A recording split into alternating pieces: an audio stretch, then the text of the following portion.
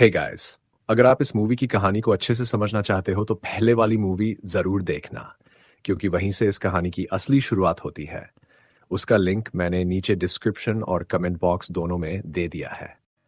तो कहानी की शुरुआत होती है फ्रांस के टेरेस्कन शहर में साल 1956 में। मतलब पिछली मूवी के 4 साल बाद की स्टोरी। यहाँ हम एक चर्च को देखते हैं और वहीं पर एक छोटा बच्चा जैक पादरी का हेल्पर बना हुआ है। उसका काम है वाइन लाना, छोटी मोटी सफाई करना, वगैरह वगैरह। अब एक दिन ऐसा होता है जब जायन स्टोर करने जा रहा होता है, तभी उसे किसी के होने की आहट आती है।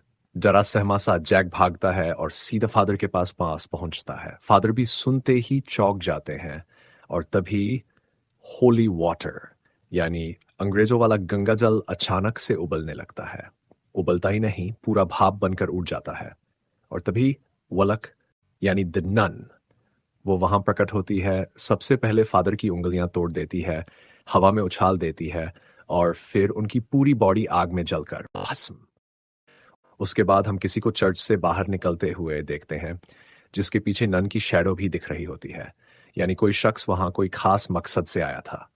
सीन शिफ्ट होता है। अब एंट्री होती है हमारी लीड कैरेक्टर आयरीन की।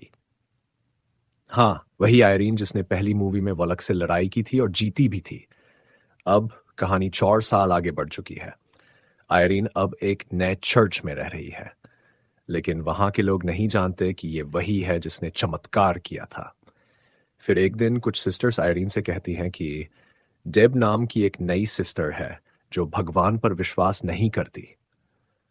आयरीन डेब से मिलने जाती है और डेब बताती है, मेरे पापा ने मेरे भाइयों को देश की सेवा में भेज दिया और मुझे गॉड की सेवा में, लेकिन उन्होंने कभी मुझे या मेरी मम्मी को पसंद ही नहीं किया।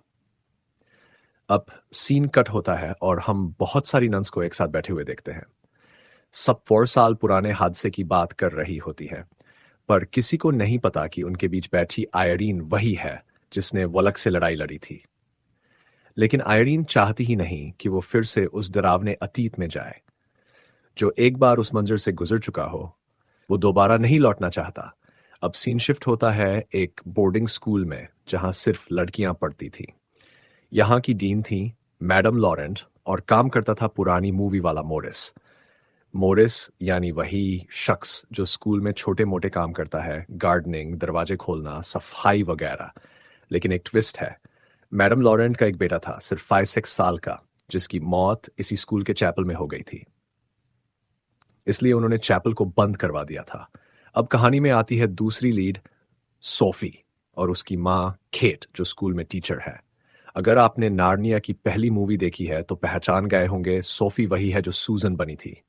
अब सोफी की क्लास की लड़कियां उसे छेड़ती हैं क्योंकि उसने मोरिस को एक हैंड ब्रेसलेट गिफ्ट कर दिया था। सब कहते हैं, ओह, मोरिस तेरा बॉयफ्रेंड है क्या? मॉरिस उम्र में उससे काफी बड़ा था, लेकिन फिर भी उसने उसे एक ब्रेसलेट गिफ्ट किया था। और बस यही बात पकड़कर क्लास की ना उसे चिढ़ाया करती थी कि देखो देखो, ये तो तुम्हारा बॉयफ्रेंड है। और फिर आती है एक और लड़की जो पोस्टल सर्विस में काम करती है। वो बाकी लड़कियों के लिए खत और पार्सल लेकर आती है। लेकिन आज आज वो एक ऐसा पार्सल लेकर आई है जो इस पूरी कहानी को पलट कर रख देगा। तो वो लड़की कमरे के अंदर जाती है, लेकिन वहां जो होता है वो सोच के भी रूह कांप जाए। वो वहां कुछ अनहोनी महसूस करती है और तभी द नन प्रकट होती है। लड़की जान बचाकर भागने की कोशिश करती है, लेकिन नन उसे हवा में उठा लेती है और फिर उसकी गर्दन तोड़कर वहीं खत्म कर देती है, एक झटके में। अब सीन शिफ्ट होता है बोर्डिंग स्कूल में जहां सोफी अपनी क्लास की कुछ लड़कियों से बात कर रही होती है। लेकिन ये लड़कियां कुछ ज्यादा ही चालाक निकली। वो सोफी को स्कूल की एक पुरानी दीवार के पास ले जाती हैं और बोलती है, यहाँ राक्षस रहता है और ये बकरा उसी का रूप है। दीवार पर एक बकरे का पोस्टर लगा होता है और सूरज की रोशनी में उसकी आंखें लाल हो जाती हैं, जो सच में थोड़ा डरावना दिखता है। फिर लड़कियां बोलती हैं, अगर तू हिली तो डेविल तुझे खा जाएगा, और खुद वहां से भाग जाती हैं सोफी को अकेला छोड़कर। अब सूरज की रोशनी धीरे धीरे चली जाती है और अंधेरा होने लगता है। सोफी डर जाती है और बाहर निकलने की कोशिश करती है, लेकिन दरवाजा अंदर से बंद होता है। उधर वो घबरा रही है, कांप रही है, और तभी द नन एंट्री मारती है, लेकिन उससे पहले कि वो कुछ कर पाए हमारा हीरो मॉरिस आ जाता है और सोफी को बचाकर बाहर ले आता है। सिर्फ इतना ही नहीं, वो उन तीनों लड़कियों की भी जमकर क्लास लगाता है। डर मजाक नहीं होता, किसी की जान भी जा सकती थी।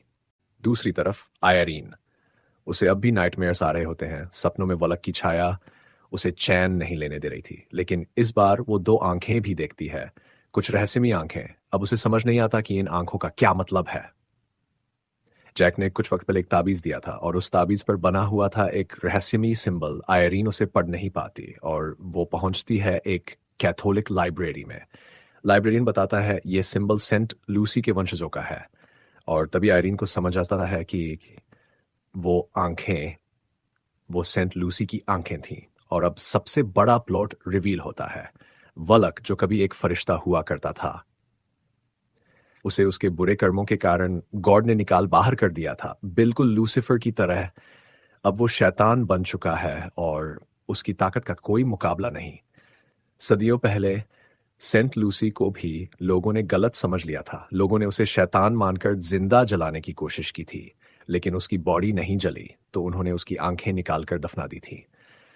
अब लाइब्रेरियन बताता है अगर वलक हराना है तो उन आंखों की जरूरत पड़ेगी। आयरीन पूछती है लेकिन वो आंखें हैं कहाँ? थोड़ी रिसर्च के बाद पता चलता है कि वो आंखें फ्रांस के उसी ठेरस्कन शहर में दफन है, और वो भी उसी बोर्डिंग स्कूल के नीचे जहां पर अभी सोफी, केट और मॉरिस हैं। आ, अब सीन शिफ्ट होता है स्कूल में, जहां वलक की आत्मा अब चैपल से बाहर आ चुकी होती है। दरवाजे टूट रहे हैं, दीवारें हिल रही हैं और चीजें उड़ रही हैं। केट और सोफी भी मरने वाली होती हैं, लेकिन मॉरिस उन्हें बचा लेता है। सभी लोग वहां से निकलने की कोशिश करते हैं, लेकिन तभी वहां पहुंचती है आयरीन और डेब्रा। और डेब्रा कहती है जिसे तुम बचा रहे हो, असली शैतान वही है, मॉरिस ही है, वलक का असली रूप। सारे प्लॉट रिवील होते हैं। जिस पादरी को जला दिया गया था वो भी मॉरिस ने मारा था, और जो भी लोग मरे वो सब वलक के कब्जे में आए मॉरिस की वजह से हुए। अब वलक की आत्मा का मकसद था सेंट लूसी की आंखें पाकर अपराजेय बनना, लेकिन आयरीन को समय रहते सचेत कर दिया गया था जिस दिन वलक को आंखें मिले उससे पहले तुम उसे ढूंढ लो, वो ही होंगी तुम्हारा हथियार।